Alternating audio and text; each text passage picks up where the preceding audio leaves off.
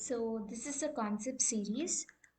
Here we are going to deal with Lamarck's theory of organic evolution. It is a theory that came before the Darwinian theory of organic evolution. Hence, it's called a pre-Darwinian theory. It is one of the comprehensive theories before Darwinian theory, and it is given by Lamarck, obviously. That's why it's called Lamarck's theory. And it is given in his book, Philosophy Zoologicae. Whenever you write an answer, please quote the book's name so that you'll get good marks. Next, we are going to deal with the theory. So, before beginning the theory, we have to talk about two types of forces that Lamarck talked about in his theory. So, first one is the complexifying force, and the next one is the adaptive force. So, in the complexifying force, it's a force which transforms an organism to more complex form.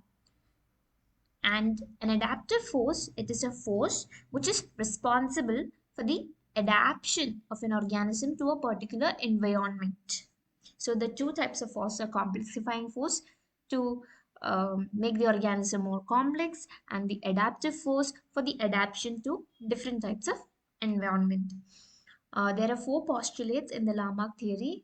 One is the theory of growth, theory of spontaneous formation of organs, theory of use and disuse, theory of inheritance of acquired characters, which is the important postulate that he gave. Even though the postulate is not correct, we have to study about it. So the first one is, and it also has significance. Okay, because it's one of the first theories before, one of the first comprehensive theories before Darwin's theory. So the first one is about the theory of growth.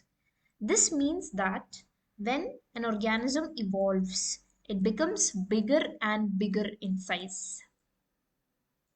That is what is given by theory of growth. You can see it in a seed, which is a small thing. It grows into a big plant, and a zygote, which is small, which is formed by the fertilization of egg and egg by the sperm, and it grows into a big baby, which grows into a human. And but the criticism, every postulate in his theory can be criticized. So the first criticism is about this theory of growth. It said that dinosaurs, which were big, got extinct, and even ferns and trees, which were gigantic, got extinct. And even small things like zooxanthellae and all, it still remains. So the theory of growth stands incorrect in this thing. And next is the theory of spontaneous formation of organs. In this theory, he talks about the needs and wants of an organism. That is, when an organism needs or wants something, it grows out a structure for that.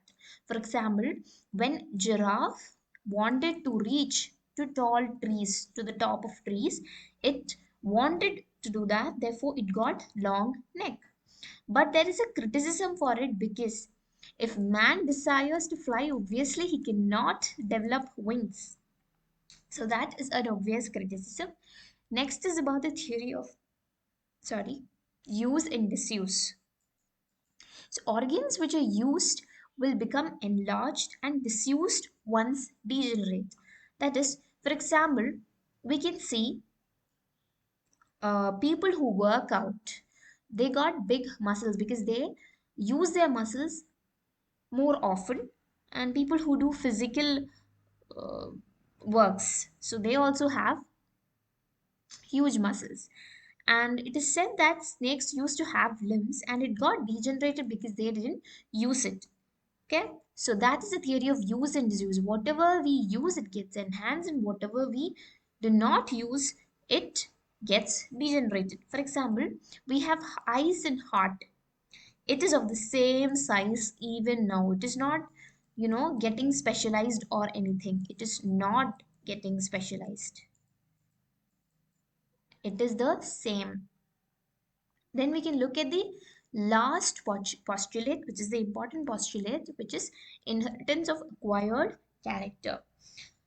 So, in this theory, it says that during the lifetime of an organism, if an organism acquires a particular character, it will get transmitted to the next generation, that is from to its children and to their children, and transfers to the next generation. That is what this inheritance of acquired character says.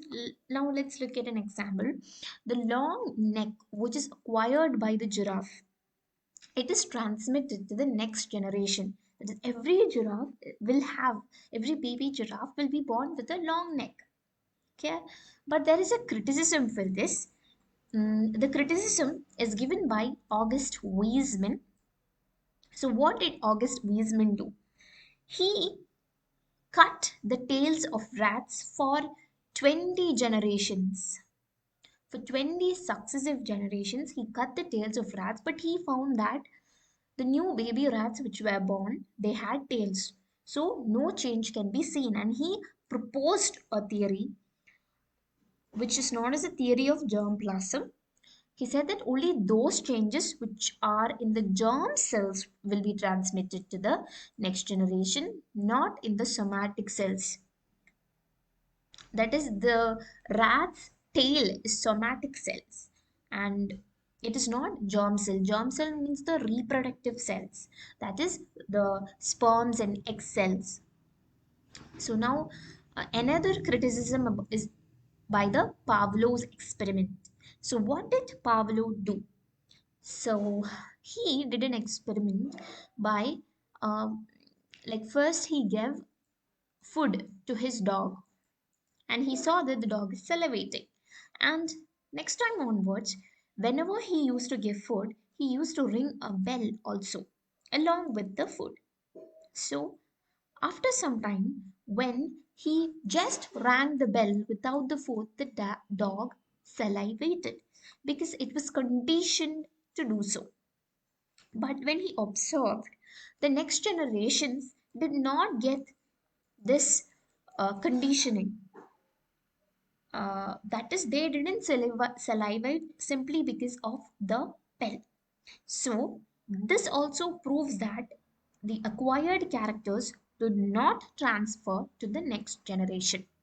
So, Lamarck, one of the problem with Lamarck is that he just compared the living things that existed then, and then he just gave a assumed a theory of inheritance.